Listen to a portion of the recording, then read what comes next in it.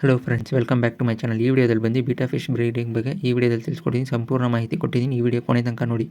Beta ಫಿಶ್ನ ಬಂದು ಸೈಮೀಸ್ fighting fish ಅಂತಲೂ ಕರೀತಾರೆ. ಈ ಮೀನಿಗೆ ಈ ಫಿಶ್ಗಳು ಬಂದು ತುಂಬ ಕಲರ್ಫುಲ್ ಮತ್ತು ಅಟ್ರಾಕ್ಟಿವ್ ಆಗಿರುತ್ತೆ. ಅದಕ್ಕೆ ಮೇಲ್ ಬೀಟಾ ಫಿಶ್ನ ಬಂದು ನೀವು ಸಪ್ರೇಟ್ ಟ್ಯಾಂಕಲ್ಲಿ ಇಟ್ಕೊಬೇಕು.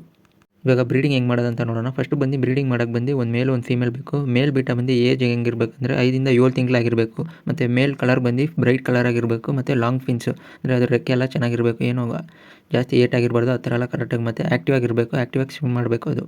ಮತ್ತು ಫೀಮೇಲ್ ಬೀಟಾ ಫಿಶ್ ನೋಡೋಕೆ ಬಂದರೆ ಏಜ್ ಬಂದು ಅದಕ್ಕೆ 4 ರಿಂದ 6 ತಿಂಗಳು ಇರಬೇಕು. ಬಾಡಿ ಮಾತ್ರ ಸ್ವಲ್ಪ ದಪ್ಪ ಇರೋ ಥರ ಕಾಣಿಸ್ಬೇಕಂದ್ರೆ ಅದು ಹೊಟ್ಟೆಯಲ್ಲಿ ಬಂದು ಎಗ್ ಲೋಡೆಡ್ ಆಗಿರುತ್ತೆ. ಮತ್ತು ಶಾರ್ಟ್ ಫಿನ್ಸು ಮತ್ತು ಏನಾದ್ರು ಕೆಳಗಡೆ ಬಂದು ವೈಟ್ ಡಾಟ್ ಇರೋ ಥರ ಕಾಣಿಸಿದ್ರೆ ಅದು ಪಕ್ಕ ಬಂದು ಬ್ರೀಡಿಂಗ್ ರೆಡಿ ಆಗಿದೆ ಅಂತ ಫೀಮೇಲು. ಇವಾಗ ಬಂದು ಬೀಟಾ ಫಿಶ್ ಬ್ರೀಡಿಂಗ್ ಟ್ಯಾಂಕ್ ಬಂದು ಹೆಂಗೆ ಸೆಟ್ ಮಾಡೋದಂತ ನೋಡೋಣ. ನೀವು ಅದಕ್ಕೆ ಬಂದು 10 ರಿಂದ 15 ಲೀಟ್ರ್ ಹಿಡಿಯೋ ಥರ ಟ್ಯಾಂಕ್ ನೀವು ಸೆಟ್ ಮಾಡಬೇಕು. ಹೀಟ್ರ್ ಯೂಸ್ ಮಾಡ್ಬೋದು.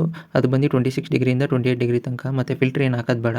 ವಾಟರ್ ಲೆವೆಲ್ ಬಂದು ಒಂದು 5 ರಿಂದ 6 ಇಂಚಸ್ ತನಕ ಇದ್ದರೆ ಸಾಕು. ಮತ್ತು